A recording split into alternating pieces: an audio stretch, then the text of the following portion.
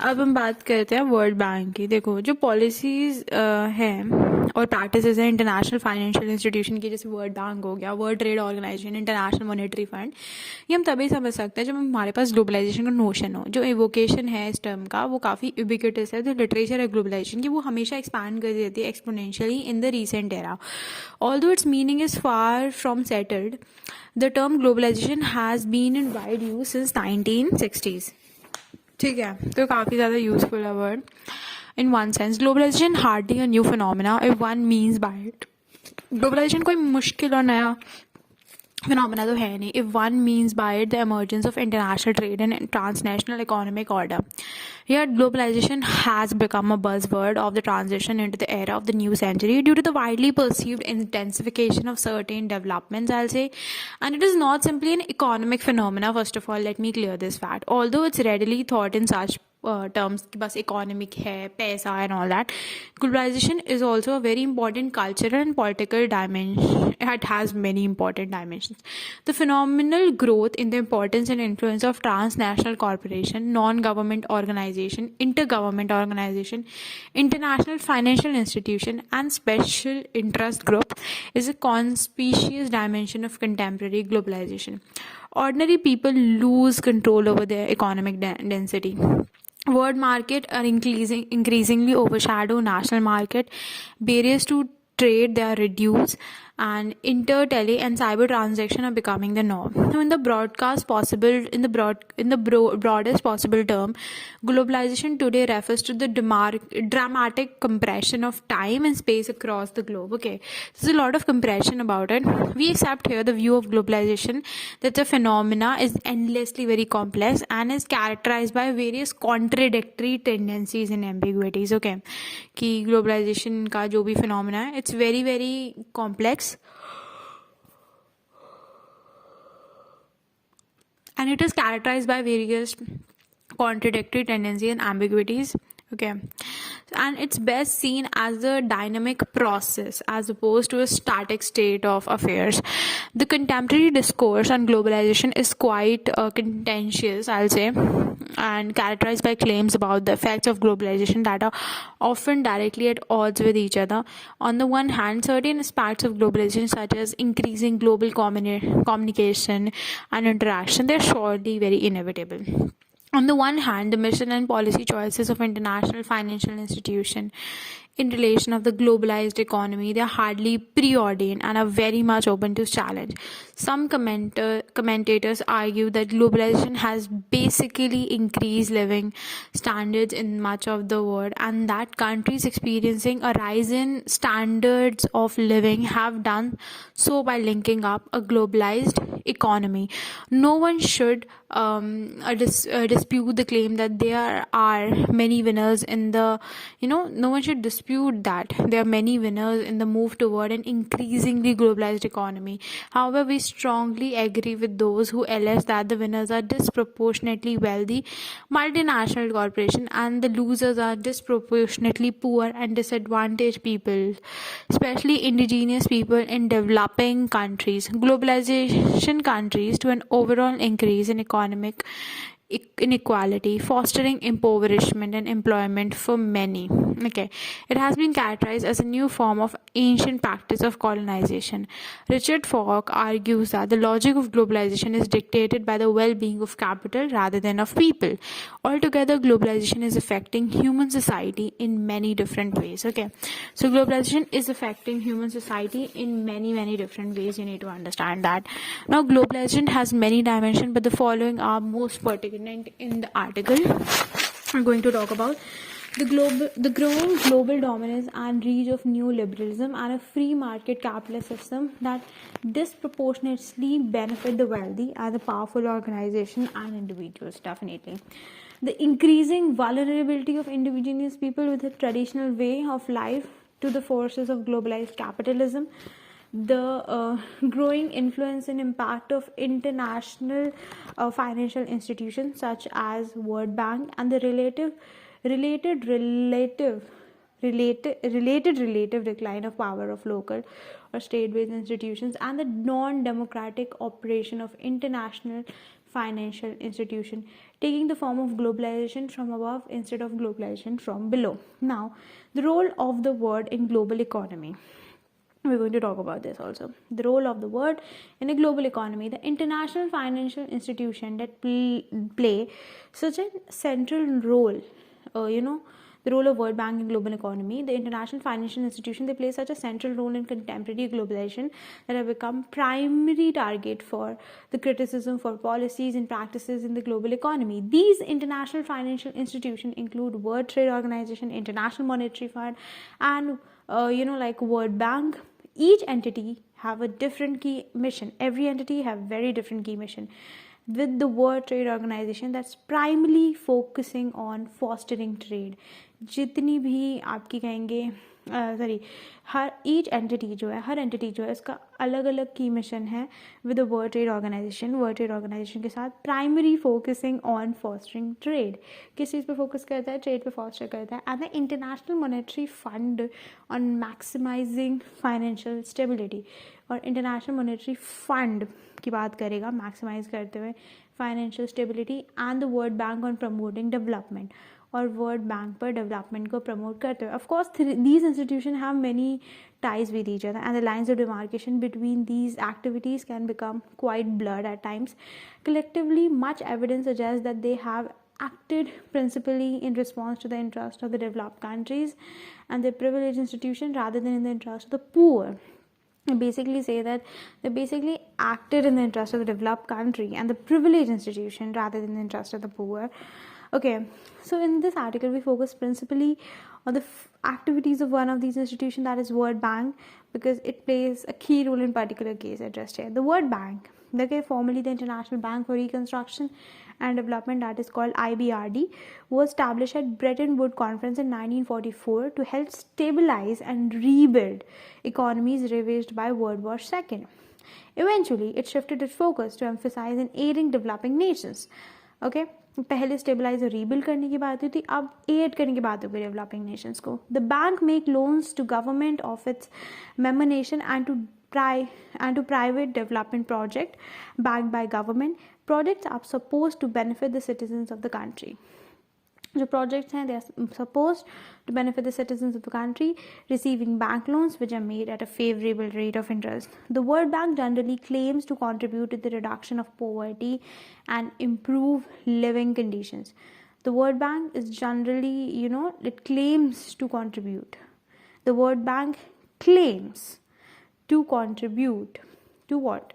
The World Bank generally claims to contribute to the reduction of poverty and improve living standard in developing countries. Today, the bank is a large international operation with over 10,000 employees. जो bank है वो एक बड़ा international operation है जिसमें 10,000 employees है, 180 member states हैं, annual loans हैं कुछ $30 billion के, and so. Historically, the World Bank itself has been the principal source of information about its operation and programs. Inevitably बात ही करूँगी मैं. Such internally generated information can be strongly suspected of being self-serving. The World Bank was established at the behest of dominant Western culture, with little, if any, real input from the developing country. The World Bank was established basically at the behest of the dominant Western nation, with little, if any, real input from the developing countries is given. So it is disproportionately influenced or manipulated by allied economic institution, has been characterized as an agent of global capital. In the developing countries, it deals primarily with the political and economic allies of these countries, with little direct attention to the perspective and needs of indigenous people. It has a little direct attention toward the perspective and the needs of the indigenous people, and it is primary focus on the political and economic allied of these countries. Okay, now a practice for which it has been criticized by US senators, that it has no attention or little attention to the needs of the indigenous people. It has had a record of lending money to ruthless military dictatorship engaged in murder and torture after having denied loans to democratic government overthrown by military. So it gives loan to the military dictatorship rather than to democratic government that are overthrown by the military. It favors strong dictatorship over struggling democracy. It favors strong dictatorships over struggling democracy because it believes that the former are more able to introduce and see through the unpopular reform its loan require. Borrowers of money from the World Bank typically are political elites of developing countries. Who are those people? Political elites of developing country and their cronies. Although the repayment of the debt becomes the responsibility of the people in these countries. So who are the borrowers? The political elites of the developing countries. But who are the repayers?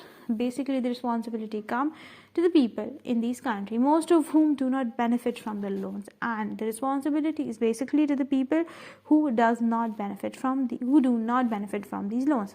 In this reading, the privilege benefit disproportionately from dealings with the World Bank relative to poor.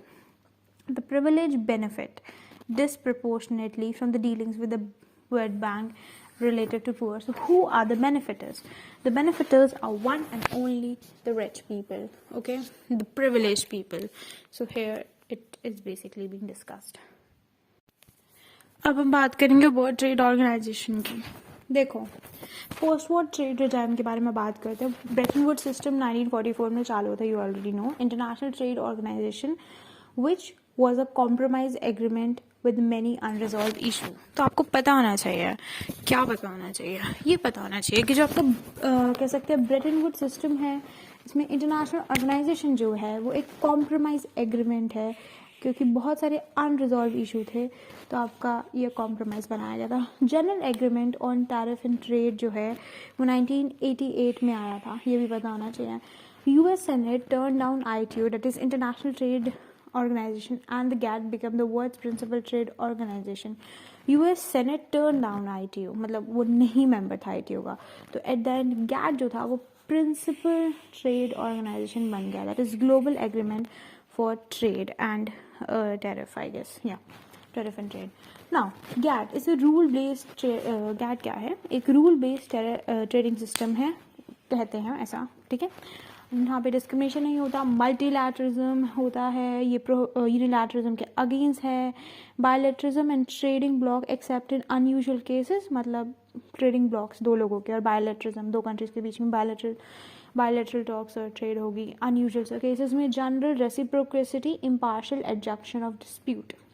Major landmark successful in fostering trade liberalization and providing a framework for trade discussion. यहाँ पे बात हुई है कि एक चीज़ करने में बहुत ज़्यादा सक्सेसफुल हो गया है ये, और वो है ट्रेड लिबरलाइजेशन और एक फ्रेमवर्क बनाने में ट्रेड डिस्कशन का, ठीक है. तो ये बात की गई है यहाँ पे कि ट्रेड डिस्कशन अगर होने तो यहाँ हो जाते हैं. Limitation, it's a very negotiating form. Inadequate dispute settlement ढंग का नहीं है मैकेनिज्म, और इसका जुरिडिक्शन अप्लाई करता है primary to manufacture good. No authority to deal with agriculture, services, intellectual property rights, FDI, that is foreign direct investment, custom unions and other preferential trade and arrangements. US and other government were acutely aware of GATT inherent limitation. उन्हें पता था इसकी problems के बारे में. Uruguay Round 1995 incorporated it with the World Trade Organization. तो Uruguay Round 1995 में ये World Trade Organization के अंदर ही सम्मिलित हो गया. क्या? GATT. WTO, that is World Trade Organization, broader responsibility and authority, full-fledged international organization. इसमें ज़्यादा responsibility है, इनके पास ज़्यादा authority है, ठीक है. इनका international organization full-fledged है. तो आपको पता होना चाहिए कि पहले आपका ITO बना था, उसके बाद आपका GATT बना था, और GATT कहाँ पे मिल गया जाके? वर्ल्ड ट्रेड ऑर्गेनाइजेशन में. तो ये इसकी पूरी कहानी है. पहला ITO 1944 में बना था, GATT 1948 में मिला था, और ये बाद में जाके 1900 एंड 1995 में किसके थ्रू? यूरुग्वे राउंड के थ्रू उसके अंदर ही मिल गया. किसके अंदर? वर्ल्ड ट्रेड ऑर्गेनाइजेशन के अंदर. हम बात करते हैं आगे. गैट इज जो है वो रिडक्शन करता है ट्रेड बैरियर्स में. उसमें कुछ कंपैरेटिव एडवांटेज हैं. ओपन करता है इकोनॉमी को लो प्राइस एंजॉय करने के लिए, कंज्यूमर चॉइस देता है, और अच्छी खासी नेशनल एफिशिएंसी भी देता है. Because of the conflict between opponents and proponents of free trade, क्योंकि कुछ ओपोज करेंगे और कुछ उसके प्रोपगेट करेंगे फ्री ट्रेड एग्रीमेंट जो है वो कंसेशन होते हैं फॉरेन गवर्नमेंट के. Negotiated reduction of trade barrier based on principle of reciprocity necessary. तो यहाँ पे उसने बोला है कि negotiated reductions of trade barrier, जो रेसिप्रोसिटी के प्रिंसिपल पे बेस्ड है वो बहुत ही ज़्यादा यहाँ पे ज़रूरी है. तो reciprocity is a very important keyword. Political logic. Liberalize in a coordinated way with concession for concession, and once the barriers are lowered, the framework of agreement make it difficult to raise them. तो political logic ये है कि अब liberalise करो एक बड़ी ही coordinated तरीके से कंसेंशन के साथ, कंसेंशन के लिए, और एक बार बैरियर लोअर हो गए तो फ्रेमवर्क जो एग्रीमेंट का है वो बहुत ही मुश्किल कर देगा. आप उन बैरियर्स को फिर से नहीं बढ़ा सकते. तो वंस एक बार एग्रीमेंट बैरियर कम हो गए तो इट वुड बी डिफिकल्ट ना. मतलब पहले तो बड़े प्यार से करो, कहने का मतलब है बड़े ही कोऑर्डिनेट तरीके से करो, बट एक बार बैरियर कम हो गया तो आप उसे फिर से तो नहीं बढ़ा सकते. Almost. It's very difficult. GATT. It's important in reducing trade barriers and establishing route to reduce trade conflicts. Post-war period. Significant negotiation. Kennedy round, Tokyo round, Uruguay round enable international trade to grow rapidly. ठीक है. Post war period में, world war second के बाद most significant accomplish जो है Uruguay round की वो है WTO का बनना. WTO जो है वो काफ़ी अथॉरिटेटिव है गैट से, एक्सटेंसिव और बाइंडिंग रूल्स रखता है ये अपने. ठीक है, हम आगे बात करेंगे. और ये इंटरनेशनल इकोनॉमिक कॉपरेशन को भी फैसिलिटेट करता है. ठीक है, किसको फैसिलिटेट करता है? इंटरनेशनल इकोनॉमिक कॉपरेशन को ट्रेड लिबरलाइजेशन में. ठीक है, आगे हम बात करेंगे फिर. WTO एक अमेरिकन क्रिएशन है. GATT serve the American economy as well, and as an aftermath of economic and technological development, US has become interestingly service-oriented and high-tech economy. The Reagan administration initiated the Uruguay round to reduce the trade barriers, later supported by Bush administration and also by Clinton administration. आगे हम बात करेंगे फिर. चलो, WTO had more authority than GATT. जो WTO है उसके पास ज़्यादा अथॉरिटी है, ज़्यादा पावर है GATT से. एक तो ये चीज़ मालूम होनी चाहिए आपको. ठीक है, WTO has more authority than GATT. Incorporated GATT dispute settlement mechanism but reformed and strengthened. एक तो WTO के पास ज़्यादा अथॉरिटी है GATT से, तो यहाँ पे एक तो GATT का डिस्प्यूट सेटलमेंट मैकेनिज्म है जो रिफॉर्म भी हो रखा है, स्ट्रेंथन भी हो रखा है. Power to levy fines in countries. अच्छा खासा पावर है फाइन्स लेवी करने का कंट्रीज से. Membership organisation. Increase legal coherence in terms of right and obligation. अच्छी खासी लीगल कोहेरेंस है राइट्स और ऑब्लिगेशन के टर्म्स में. ठीक है, फाइन्स लेने की क्षमता है. अनरिजॉल्व इशूज है एग्रीकल्चर, टेक्सटाइल और शिपिंग सेक्टर्स को लेके. ठीक है, हम बात करेंगे आगे. और ये सारे जो है हाईली प्रोटेक्टेड है. न्यू प्रॉब्लम्स है लेबर स्टैंडर्ड्स, एनवायरनमेंट और ह्यूमन राइट्स, इनकी बात कोई नहीं कर रहा. इकोलॉजिकल डैमेज होता जा रहा है, लेबर स्टैंडर्ड्स का डिओट्रिएशन होता जा रहा है, और ह्यूमन राइट जो है वो कह सकते हैं ह्यूमन राइट जो है वो खतरे में है, दे आर इन डेंजर. ठीक है, या ह्यूमन राइट जो है, ह्यूमन जो है वो बहुत ज़्यादा वल्नरेबल कंडीशन में है, उसका कोई बात नहीं करता. ठीक है, New terms to an open trading system. Millennium round of trade negotiation in 1999. Ambitious proposal to further eliminate barriers. जो ambitious proposal है वो further क्या करता है? barriers को eliminate करता है. ठीक है, ambitious proposal to further eliminate barriers. Millennium round of trade organization negotiation 1999. Reduce trade barriers on industrial product. Trade barrier कम करते हैं इंडस्ट्रियल प्रोडक्ट पे. Reduce high tariff in LDC. कम करते हैं हाई टैरिफ को लो डेवलपिंग कंट्रीज में. Reduction of fishing subsidies. Simplified custom procedure UN WTO anti dumping and anti subsidy rules. ठीक है, reduction of fishing subsidies simplified custom procedures. Simplify करते हैं custom procedures को. व्यू करते हो WTO को एक एंटी डंपिंग और एंटी सब्सिडी रूल्स में. Establishing a forum involving WTO, ILO, UNCTAD and other organisation to discuss link among trade, economic development and labour question. और यहाँ पे एक फोरम बनाई जाती है जो WTO को, ILO और UNCTAD को, दूसरी ऑर्गेनाइजेशन को भी इन्वॉल्व करती है to discuss links among trade. क्या डिस्कस करने के लिए? ट्रेड में लिंक्स डिस्कस करने का, इकोनॉमिक डेवलपमेंट और लेबर क्वेश्चंस को डेवलप करने के लिए. Strong differences among differences among member government. Near chaos and collapse of conference. Launching of millennium round delays. ठीक है, strong difference among member government, अच्छी खासी डिफरेंस मेंबर गवर्नमेंट में. Near chaos and collapse of conference, लगभग chaos और collapse जो होता है कॉन्फ्रेंस का. एंड लॉन्चिंग ऑफ मिलानियम राउंड, और किस चीज़ की लॉन्च, मिलानियम राउंड की, वो डिले है. The new trade agenda, expansion of trade, penetration deep in national society, increasing intertwined with politically sensitive matters and come in conflict with powerful domestic interests, especially in the USA. Expansion जो है trade में, penetration deep into national society, ठीक है, trade में expansion trade में, और penetration जो है डीप इंटरनेशनल सोसाइटी में. इंक्रीजिंगली वो इंटरट्वाइन होता है किस चीज़ में, पॉलिटिकली सेंसिटिव मैटर्स में जो कन्फ्लिक्ट में आते हैं पावरफुल डोमेस्टिक इंटरेस्ट के साथ, specially in the US. Led to new trade agenda, inclusion of highly controversial issue जैसे कि labour standards, human right, environment और national sovereignty. Different views, some proponents of new trade agenda वो है protectionist. Example, US wanted free trade only on their own parochial terms, ठीक है.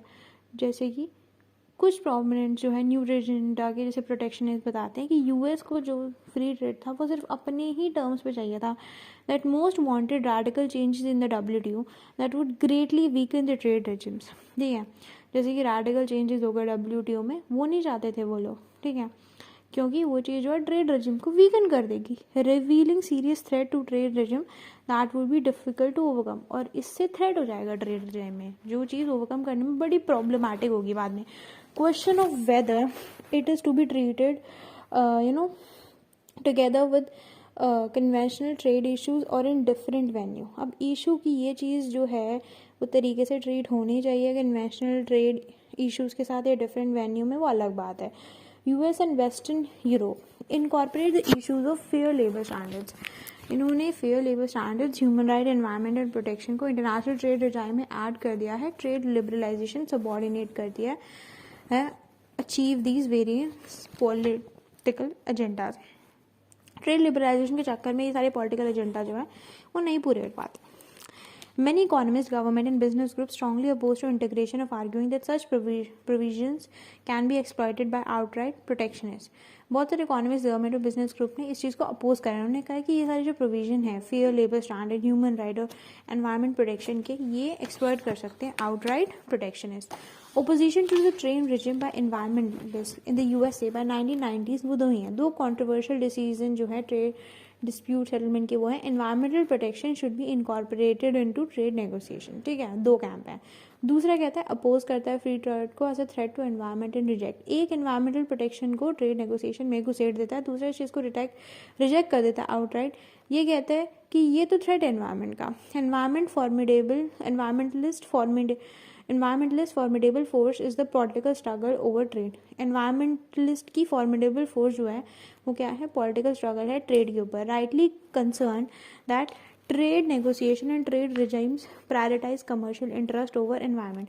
क्या कहते हैं कि ट्रेड कंसर्न जो है, ये कहते हैं कि rightly concerned that trade negotiation and trade regime, कि जो ट्रेड नेगोशिएशन और ट्रेड रेजाइम है वो क्या प्रायोरिटाइज करता है, कमर्शियल इंटरेस्ट को एनवायरनमेंट के. Both trade liberalization and environmental protection are desirable objective and there should be continuing work towards both goals. तो दोनों क्या कहते हैं, क्या ट्रेड लिबरलाइजेशन और एनवायरमेंटल प्रोटेक्शन, दोनों ट्रेड लिबरलाइजेशन भी और एनवायरमेंटल प्रोटेक्शन भी, वो क्या है, देयर डिजायरेबल ऑब्जेक्टिव, वो एक अच्छे खासे डिजायरेबल ऑब्जेक्टिव है. And they should continue working towards their goal. Trade liberalization, environmental protection दोनों important है और दोनों के काम के लिए काम करना चाहिए, ठीक है. Most environmental issues can be effectively dealt at the national level except for global warming and pollution of the ocean. ज़्यादातर environmental issues जो है नेशनल लेवल पे सब डील कर सकते हैं, दो नहीं कर सकते. एक तो है आपका ग्लोबल वार्मिंग, क्योंकि ग्लोबल वार्मिंग ऐसा नहीं है कि एक जगह होगी, वो हर जगह होगी, ठीक है, और वैसे तो सब कुछ ही हर जगह होता है. और दूसरा है पोल्यूशन इन द ओशन.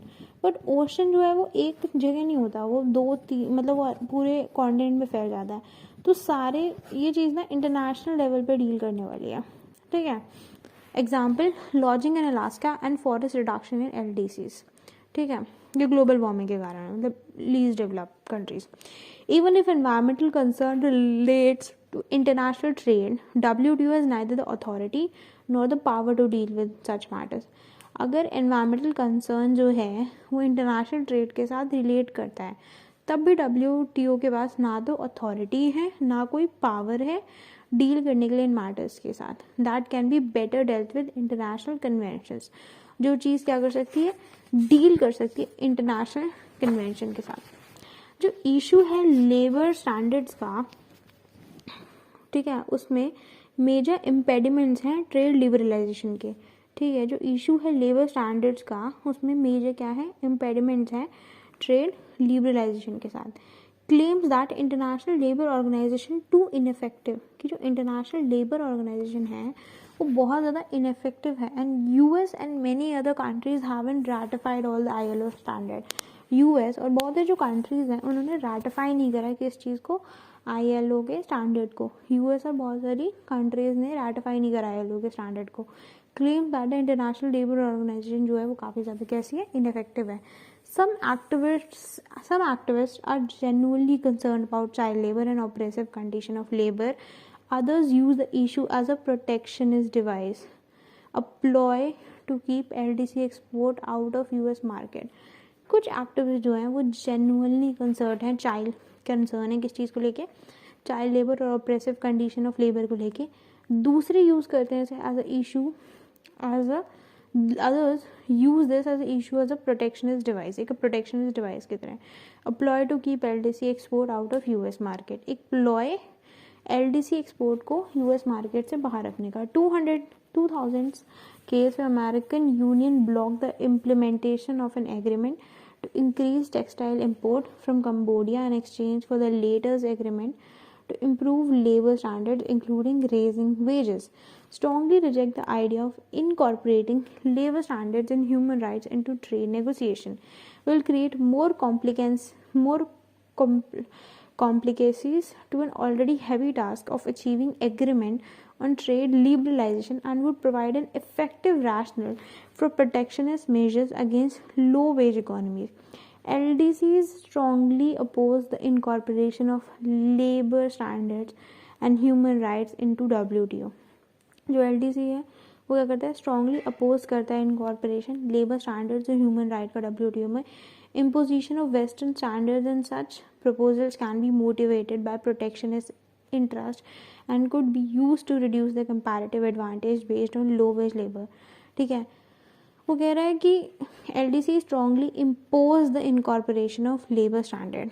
ठीक है, जो LDC है वो LDC स्ट्रांगली क्या करता है, अपोज करता है इनकॉर्पोरेशन लेबर स्टैंडर्ड की और ह्यूमन राइट की इन WTO. Imposition of western standard and such proposals can be motivated by protectionist interest. जो इम्पोजिशन है वेस्टर्न स्टैंडर्ड की और इन प्रपोजल्स की वो क्या होती है, मोटिवेट होती है प्रोटेक्शनिस्ट इंटरेस्ट से. And they could be use to reduce their comparative advantage. और ये चीज़ जो होती है वो रिड्यूस करने के लिए यूज़ होती है कंपैरेटिव एडवांटेज को based on low wage labour. किस चीज़ को देखते हुए, लो वेज लेबर को देखते हुए. Solution through a combination of education and economic development. ठीक है, किस कॉम्बिनेशन को देखते हुए, एजुकेशन और इकोनॉमिक डेवलपमेंट के कॉम्बिनेशन को देखते हुए. Organize consumer pressure against firms and countries. क्या ऑर्गेनाइज करते हैं, कंज्यूमर प्रेशर को फर्म्स और कंट्रीज के against violating labour standards, human rights and child labour. ठीक है, वायलेट करते हुए किस चीज़ को, लेबर स्टैंडर्ड्स, ह्यूमन राइट और चाइल्ड लेबर को. ठीक है, हम आगे बात करते हैं. Unholy alliance of environmentalist and human right advocate, protectionist, trade unions, and ultra-conservative neo-isolationist protests surrounding WTO meeting in 1999 and 200, making impossible and contradictory demands ranging from demanding the abolition of WTO altogether, accusing it of being undemocratic and infringes on American sovereignty. ठीक है, इस चीज़ को कहते हैं demanding the abolition of WTO. ये तो all together यार ये तो गलत चीज़ है, एक्यूजिंग इट कि तो अनडेमोक्रेटिक है, इन्फ्रिंचेज ऑन अमेरिकन सोवरानिटी, और ये अमेरिका से उसकी सोवरानिटी छीन लेता है, इस तरीके से कहते हुए. ठीक है, some even demanding that it intervene in the sovereign affairs of nation to eliminate destructive practices like forestation and pollution. कुछ लोग कहते हैं कि ये चीज़ तो इंटरवीन करती है सोवरेन अफेयर ऑफ नेशंस में, लोगों की जो अफेयर जो नेशन है वो सोवरेन तरीके से काम नहीं कर सकता टू एलिमिनेट डिस्ट्रक्टिव प्रैक्टिसेस। किस चीज़ को एलिमिनेट करने के लिए? डिस्ट्रक्टिव प्रैक्टिसेस को, जैसे डिफोरेस्टेशन हो गया, पोल्यूशन हो गया। WTO, World Bank and IMF become the symbols of globalization for those who blame globalization for their own and the world problems। जो WTO है, वर्ल्ड बैंक है, IMF है, ये सिंबल्स हो गए हैं ग्लोबलाइजेशन के, जो ब्लेम करते हैं कि ग्लोबलाइजेशन ही उनकी प्रॉब्लम्स का और दुनिया भर की जितनी प्रॉब्लम्स है उनका सारा का सारा कारण जो है वो है क्या है ग्लोबलाइजेशन है। और उनके सिंबल्स क्या हैं उस प्रॉब्लम के? वर्ल्ड बैंक, WTO और IMF। International economic institution have made a number of serious mistake. Example, IMF का जो रोल है Indian east Asian financial crisis में, या वर्ल्ड बैंक का जो रोल है बहुत सारे क्वेश्चनेबल प्रोजेक्ट को फंड करने में, या WTO का जो रोल है बहुत सारे डिसीज में reforms required, but whole stake attack जो है वो नहीं कर सकते। अब वो सही नहीं है। Responsibility for failure also rise in the national government. ऐसा नहीं है कि बस जो इंटरनेशनल इकोनॉमिक इंस्टीट्यूशन है उन्हीं की गलती है और जो आपकी गवर्नमेंट है उनकी कोई गलती है, उनकी भी गलती है। नेशनल गवर्नमेंट भी रिस्पॉन्सिबल है इक्वली। डेप्ट relief fund, opening American market to LDC goods, less developed countries themselves do not prioritize prevention of environmental damage। Debt relief fund you'll take, opening American market LDC goods में, ठीक है। Less developed countries जो है वो खुद ही prioritize नहीं करती prevention of environmental damage. So protesters should direct the attention to national government. इसलिए प्रोटेस्टर्स को अटेंशन किस चीज़ को डायरेक्ट करनी चाहिए? नेशनल गवर्नमेंट को, रिजॉल्व करने के लिए प्रॉब्लम्स ऑफ ग्लोबल इकोनॉमी। क्या रिजॉल्व करने के लिए? ग्लोबल इकोनॉमी की प्रॉब्लम रिजॉल्व करने के लिए। Argument that WTO violate American sovereignty is disturbing. किस चीज़ का आर्ग्यूमेंट? कि जो WTO है वो अमेरिकन सोवरेनिटी को वायलेट करता है, ठीक है। Argument that WTO violate American sovereignty वो काफ़ी डिस्टर्बिंग है। US and other members delegated to the WTO the responsibility to enforce existing trade agreement. It's not a super power legislating new laws. वो कह रहे हैं argument that WTO violates American sovereignty वो क्या है? काफ़ी ज़्यादा डिस्टर्बिंग है। US and other members delegated to the WTO, US और जो दूसरे मेंबर्स हैं जो डेलीगेट करते हैं WTO को, the responsibility to enforce existing trade agreement, जो रिस्पॉन्सिबिलिटी है एनफोर्स करने की एग्जिस्टिंग ट्रेड एग्रीमेंट को। It's not a super government legislating new forms. कोई सुपर गवर्नमेंट नहीं है जो नए लॉज को लेजिस्लेट करिए। Dispute panel interpretation of trade law can affect trade regulation but WTO cannot force a country to do anything against its will। dispute panel interpretation जो है trade law की वो अफेक्ट करता है ट्रेड रेगुलेशंस को, ठीक है। dispute panel interpretation of trade law वो क्या अफेक्ट करता है? ट्रेड रेगुलेशंस को। पर WTO जो है वो फोर्स नहीं करता है कंट्री को कुछ भी करने के लिए against its will. International law permits a nation to abrogate a treaty if it believes that the treaty no longer serves its national interest, कि वो ट्रीटी को एब्रोगेट करें अगर उसे लगता है कि वो उसके नेशनल इंटरेस्ट को नहीं सर्व कर रहा। Distrust among major economic powers, failure of the 1999 WTO meetings falls mainly on the major economic powers, especially the US and the EU, to contemplate serious trade liberalization. Each major economic power has different agenda that conflicted with other, creating an obstacle to successful outcome. Clinton tried to forcefully include the issue of labor standards for domestic political reason at the conference, when high on its formal agenda was elimination of European agriculture subsidies and protection of intellectual property rights. US refusal to discuss Japan and other countries' outrage over US extensive and improper use of the anti-dumping provision as a protectionist device opposed EU desire to put competitive, policy on the agenda, supporting instead a narrow agenda favoring American export interest, just favoring American export interest. आगे बात करेंगे। Japan and west European oppose their economies to agriculture imports, ठीक है, to agricultural imports. In EU, protection of the agriculture through large subsidies to farmers is considered essential to the achievement of European economic and political integration. समझ आ रही है? Japan and west European oppose the economies to agriculture imports.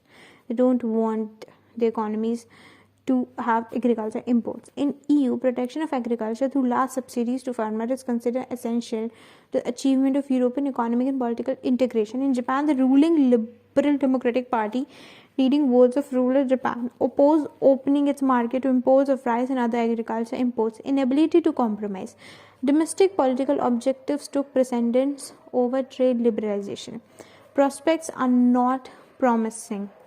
ठीक है, trade barriers may have declines in sectors like textile and agriculture, but only to a level that is politically acceptable to powerful constituencies.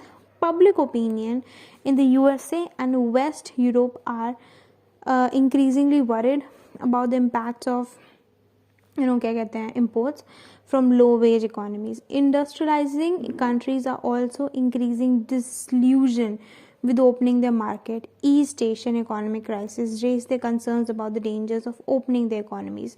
Strong political leadership for re-energizing the process of trade liberalization.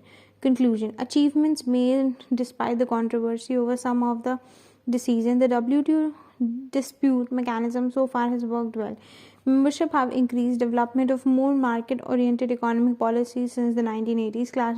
Clashes between the forces of economic globalization, domestic concern. Backlash against globalization that threatens to undermine the political foundation of trade regime. हम बात करेंगे international monetary fund की. ठीक है, देखो, globalization is fundamentally the closer integration of countries and peoples of the world. ठीक है, globalisation क्या है? एक क्लोजर इंटरकनेक्शन है लोगों का और दुनिया वालों का, which has been bought about by the enormous reduction of cost. किस चीज से आ गया है? कॉस्ट को कम करके ट्रांसपोर्टेशन कम्युनिकेशन की और ब्रेक करके आर्टिफिशियल बैरियर्स को to the flow of goods, services, capital, knowledge and people across border. जो इकोनॉमिक ग्लोबलाइजेशन है is one of the three dimension of globalization. It's a free flow. किस चीज़ की बात करते हैं? गुड्स की, सर्विसेज की फ्री फ्लो के बारे में, and services across borders without any tariff.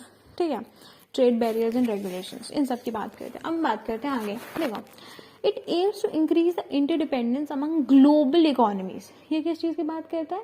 Interdependence को बढ़ाने की ग्लोबल इकोनॉमीज के बीच में, by involving the expansion of market and the integration to form a global market. ये इंक्रीज करेगा इंटरडिपेंडेंस ग्लोबल इकोनॉमीज की, इन्वॉल्व करके एक्सपेंशन मार्केट का और इंटीग्रेशन का एक ग्लोबल मार्केट स्टैब्लिश करके. This can be seen in the form of international trade through import and export. तो इस तरीके से आप क्या कर रहे हो? इंटरनेशनल ट्रेड ही कर रहे हो, इम्पोर्ट एक्सपोर्ट ही कर रहे हो. जो इम्पैक्ट है इंटरनेशनल ट्रेड एलिमेंट का, जैसे business cycle, fluctuation, exchange rate और चेंज हो गया टर्म्स ऑफ ट्रेड में, वो हमें ग्रेट डिप्रेशन में देखने को मिलेंगे और वर्ल्ड वॉर सेकेंड में देखने को मिलेंगे. जो मेन रीजन है वो है lack of cooperation among the nation state, due to which the economies adopt a protectionist policy. जो मेजर कारण है वो क्या है? कॉपरेशन की कमी होना अमंग द नेशन स्टेट के बीच में कॉपरेशन की कमी होना, जिसके कारण इकोनॉमीज जो है वो प्रोटेक्शनिस्ट पॉलिसीज डेवलप करती है, इंट्रोड्यूस ट्रेड बैरियर और स्ट्रिक्ट रेगुलेशन बनाती है to protect the economy from such global crisis, devalue ना उनकी currency to gain an edge in the global market. These were mostly the developing countries which were hard hit by the economic crisis. This lowered the overall growth of worldwide trade. ठीक है, ये कौन होती है? कौन सी countries होती हैं? Developing countries होती हैं जो हार्ड हिट होती है इकोनॉमिक क्राइसिस से. इस चीज ने स्लो डाउन करी overall growth of world wide trade and made the process of globalization stagnant. और जो जितनी भी प्रोसेस है ग्लोबलाइजेशन की उसको स्टैग्नेंट कर दिया. After the Second World War was over, the economic reformers focuses on revival of the process of globalization. एक बार Second World War चली गई, जो economic reformers है वो फोकस करते सिंपल किस चीज़ पे? ग्लोबलाइजेशन की प्रोसेस पे, रिड्यूस करने के लिए ट्रेड बैरियर्स, रिमूव करने के लिए regulation, free flow of money, investment, ensuring financial stability with in the world economy. ठीक है, फाइनेंशियल स्टेबिलिटी वर्ल्ड इकोनॉमी में ये सब कर रहे हैं. अ 3-week UN Monetary and Financial Conference in July 1944 in Mount Washington Hotel, Bretton Woods, New Hampshire was organized to tackle the situation. इसे हम Bretton Woods Conference कहते हैं. Bretton Woods Conference was concerned over the financial rebuilding of the global economy, expand international trade, and to save it from the further economic depression.